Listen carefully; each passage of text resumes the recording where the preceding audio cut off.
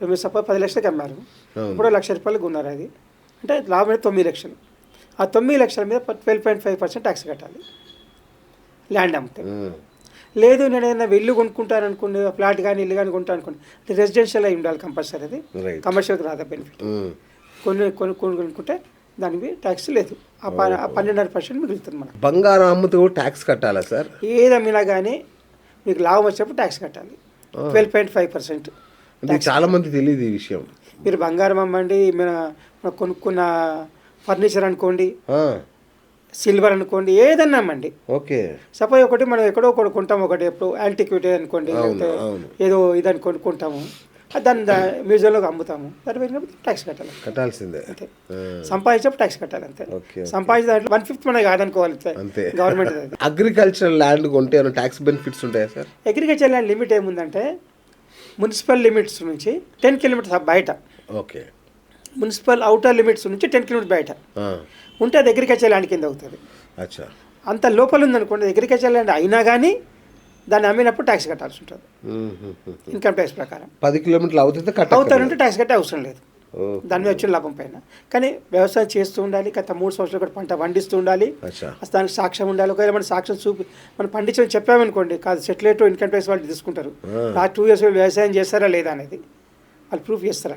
వాళ్ళు సెటిలైట్ తెలుస్తుంది వాళ్ళకి, మనకు లాస్ట్ 12 ఇయర్స్ రికార్డ్ తెలుస్తుంది, పంట పండించారా లేదా అనేది. అక్కడ వాళ్ళు ఎవిడెన్స్ పెట్టేసి ఇది అగ్రికల్చర్ వాడలేదు కాబట్టి ట్యాక్స్ కట్టాల్సిందని చెప్పొచ్చు. Income tax is most advanced. Government is most advanced digitally. Income department మోసం చేయలేము, ఇంతకుముందు కాదు. Right sir. మన పేరు మీద కాకుండా భార్య పేరు మీద కొన్నాం అనుకోండి, అసెట్స్ ఏమన్నా, సో ట్యాక్స్ బెనిఫిట్స్ ఏమైనా ఉంటాయా? అక్కడికి సోర్స్ డబ్బులు ఎవరు ఇచ్చారు, ఎక్కడి నుంచి వచ్చింది, ట్యాక్స్ కట్టిందా కాదా? ఓకే. ఇప్పుడు సపోజ్ నేను కొన్నాను, నా భార్య పేరు కొన్నాను అనుకోండి, నేను డబ్బులు ఏమో ట్రాన్స్ఫర్ చేస్తాను, ఆమె పేరు మీద కొంటాను కాబట్టి నేను ట్యాక్స్ కట్టిందే కాబట్టి.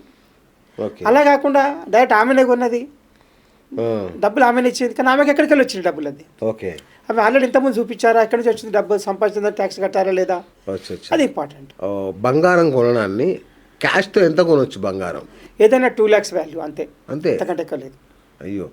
క్యాష్ పేమెంట్ 2 lakhs దాటితే కంపల్సరీ క్యాష్ పేమెంట్ చేయకూడదు, అన్ని ట్రాన్స్ఫర్ చేయాలి. పర్చేస్ సేల్ ఉంటే కొన్ని అంటే వ్యాపారంలో పర్చేస్ సేల్ చేస్తే 20,000 కంటే ఎక్కువ క్యాష్, 10,000 కంటే ఎక్కువ క్యాష్ ట్రాన్సాక్షన్ ఉండకూడదు. ఒక ట్రాన్సాక్షన్ 10,000 అంటే వ్యాపారం చేస్తే. లేకపోతే 2 లక్షల లిమిట్ దాటి క్యాపిటల్ ఎస్టేట్ కొనకూడదు, క్యాష్ ఇవ్వకూడదు అంతకంటే ఎనీ ప్రాపర్టీ. Right sir.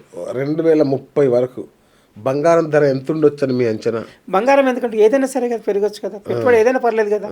అంటే ఇప్పుడు ఈ 3 కదా, అంటే సిల్వర్ ఇట్లా భూమ్ అని దేంట్లోనే పెట్టుకోవచ్చు, మీరు. బంగారం పెరుగుతుంది నా ఎక్స్పెక్టేషన్ ప్రకారం లేదు. అచ్చా, లేదు.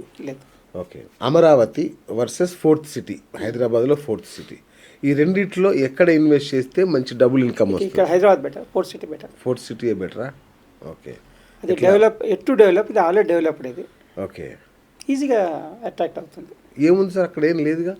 ఉండకపోవడం కాదు, సిటీలో కూడా ఏం లేదుగా. ఉండకపోవడం కాదు, అక్కడ ఏంటంటే మనకి ఇప్పుడు అర్థం చేసుకోబడలేదు ఏంటంటే ఆల్రెడీ ఒక ఇమేజ్ వచ్చింది హైదరాబాద్కి. అచ్చా, ఓకే, రైట్. ఆ image pulls investments. Okay okay okay. Image pulls investments, right. ఆ ఇమేజ్ అక్కడ డెవలప్ కాలేదు, ఇంకా టైం పడుతుంది, అంతే కదా. ఇంతకంటే ఇంకా ప్రాఫిట్ వస్తుండొచ్చు, కానీ వెయిట్ చేయాలి. అక్కడ అంతసేపు వెయిట్ చేయగలుగుతుంటే అక్కడ పెట్టుకోవచ్చు. మెయిన్ ప్రాబ్లం రియల్ ఎస్టేట్ ఏంటంటే legality of the document, legality of the land. Purpose దేనికి ఉంది, మా టౌన్ ప్లానింగ్లో ఏముంది, అది ఇంపార్టెంట్ అక్కడ. Right sir. Middle class families వాళ్ళు గోల్డ్ లోన్ తీసుకోవద్దంటారు, ఎందుకు? ఇప్పుడు గోల్డ్ లోన్ తీసుకోవడం వల్ల ఎందుకోసం తీసుకుంటాం గోల్డ్ లోన్? ఎప్పుడైనా అవసరానికి. అది అవసరం అంటే అప్పు తీసుకుంటున్నాం ఖర్చుల కొరకంటే, దాని చెడ్డ అలవాటు ఇంకోటి లేదు. ఇంకా ఖర్చుల కోసం అప్పు తీసుకునే పరిస్థితి రావద్దు. ఓకే, అంతే. సంపాదించడానికి అప్పు తీసుకోండి, పెట్టుబడి పెట్టడానికి అప్పు తీసుకోండి, ఇల్లు కోసం అప్పు తీసుకోండి, ఎడ్యుకేషన్ కోసం అప్పు తీసుకోండి, పర్పస్ ఉంది దానివల్ల. ఖర్చుల కోసం అప్పు తీసుకోవడం ఏంటి అసలు నాకు అర్థం కాదు. బంగారం తీసుకోవడం, పెట్టి లోన్ తీసుకోవడం అంటే ఒక ఆస్తిని తాకట్టు పెట్టి లోన్ తీసుకున్నట్టుగా అంతే. బంగారమైన ప్రాపర్టీ అయినా అంతే, అందులో 5% 10% వదిలేసుకున్నట్టే కదా, అంతే. ఆ పరిస్థితి రానియద్దు ఎప్పటికీ కూడా. ఖర్చుల కోసం అప్పు తీసుకునే పరిస్థితి రానియకూడదు. ఎకనామిక్ డిసిప్లిన్లో, ఫైనాన్స్ డిసిప్లిన్లో, ఫ్యామిలీ డిసిప్లిన్లో ఫస్ట్ ఇంపార్టెంట్ అది. ఓకే, ఖర్చులు మేనేజ్ చేసుకోవాలి అంతే, అంతే తప్ప తాకట్లు పెట్టి సేవ్ ఫస్ట్ స్పెండ్ నెక్స్ట్. వా ఫస్ట్ సేవ్ చేయండి, తర్వాత ఖర్చు పెట్టండి. అంతేగాని ఖర్చు పెడితే మిగిలిన సేవ్ చేయడం కాదు, ఎప్పటికి రాదు అది. అది అదే ఇప్పుడు చూడండి, 25,000 సంపాదించే వాళ్ళు 2,000 3,000 సేవ్ చేయగలుగుతున్నారు. అవును. 2 లక్షలు సంపాదించే వాళ్ళు ఎందుకు సేవ్ చేయలేరు? క్రెడిట్ కార్డు ఎందుకు వెళ్ళాల్సి వస్తుంది? ఎందుకంటే ఈఎంఐలు ఎక్కువైపోయి. వీక్నెస్ అది, your weakness, you are the punish, you are the responsible. ఈ సావరెన్ గోల్డ్ బాండ్స్ వాటి సంగతి ఏంటి సార్? అవి సావరెన్ గోల్డ్ బాండ్స్ ఇంతకుముందు గవర్నమెంట్ ఇచ్చేది. అంటే మనకు డబ్బు పెట్టేస్తే అందులో సర్టిఫికేట్ ఇచ్చేవాళ్ళు. అప్పుడప్పుడు 5 years అవుతే ఎన్కరేజ్ చేసుకోవచ్చు. అంటే పీరియడ్ ఇస్తారు, ఆ పీరియడ్లో ఏదంటే తీసుకోవచ్చు. అంతవరకు 2.5% ఇంట్రెస్ట్ చేయాలి సంవత్సరానికి. ఇప్పుడు గవర్నమెంట్ మానేసింది అది. అచ్చా. గవర్నమెంట్ ఆ స్కీమ్ తీసుకోవట్లేదు ఇప్పుడు లేవు అసలు, లేదు, కొత్త ఇవ్వట్లేదు. లాస్ట్ జూన్ నుంచి ఇవ్వట్లేదు. ఈఎంఐ మీద ఇల్లు కొనుక్కోవడం బెటరా, లేదంటే రెంట్కు ఉండి ఆ డబ్బుల్ని వేరే చోట ఇన్వెస్ట్ చేసుకోవడం బెటరా? మీకు ఇంతకుముందు చెప్పినట్టుగా ఈఎంఐ డబ్బులు అయితే అంటారా? సొంత ఈఎంఐ రెంట్ కంటే డబ్బులు కాకూడదు. ఓకే, మ్యాక్సిమం అదిగా. రైట్. మీరు 25,000 రెంట్ ఇస్తున్నారు, ఇన్స్టాల్మెంట్ 50,000 దాటకూడదు. ఎందుకంటే ఖర్చు భరించగలుగుతాం. అదే మీరు 25,000 రెంట్కి వెళ్ళి 75,000 ₹1,00,000 ఇన్స్టాల్మెంట్ పెట్టుకున్నాను అనుకోండి, ఖర్చు భరించలేరు. అప్పుడు మళ్ళీ అప్పుగా లోన్ కోసం మళ్ళీ లోన్ తీసుకోవాల్సిన పరిస్థితి ఏర్పడుతుంది. ఓకే. లోన్ చెల్లించడానికి లోన్ తీసుకునే పరిస్థితి రాకూడదు. అది ఫస్ట్ కండిషన్ అన్నమాట. సంపాదించే లోన్ చెల్లించాలి తప్ప మళ్ళీ లోన్ తీసుకొని చెల్లించే పరిస్థితి రాకూడదు. రెంట్కుంటూ ఇన్వెస్ట్ చేయడం కరెక్ట్ కాదంటారా? చేయొచ్చు, రెంట్కుంటూ చేయొచ్చు. కాకపోతే మీ సొంత డబ్బు అయితే పర్వాలేదు.